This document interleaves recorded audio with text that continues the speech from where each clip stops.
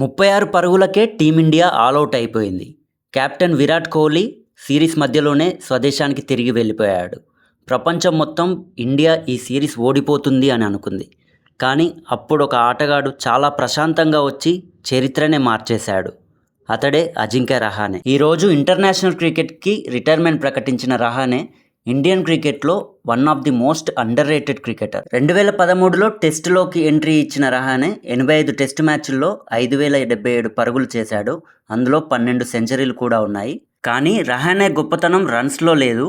2014లో Lord's మైదానంలో ఒక అద్భుతమైన సెంచరీ చేసి 28 సంవత్సరాల తర్వాత ఇండియాకు ఒక హిస్టారిక్ టెస్ట్ విజయాన్ని అందించాడు. ప్రతి ఇండియన్ క్రికెట్ ఫ్యాన్ జీవితాంతం గుర్తుంచుకునేది మాత్రం 2020-21లో జరిగిన ఆస్ట్రేలియా టూర్.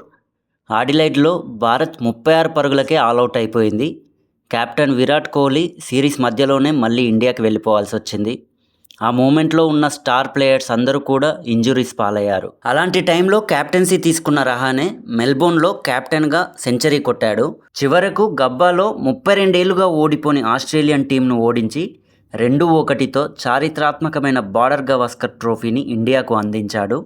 ఇది కేవలం ఒక సిరీస్ విజయం మాత్రమే కాదు, ఇండియన్ టెస్ట్ క్రికెట్ హిస్టరీలో ఎప్పటికీ నిలిచిపోయే గేమ్. టీం కష్టాల్లో ఉన్న ప్రతిసారి రహానే ముందుండి పోరాడి ఎన్నో విజయాలు అందించాడు. రహానే కెరీర్లో మీకు నచ్చిన గేమ్ ఏదో కామెంట్ సెక్షన్లో చెప్పండి.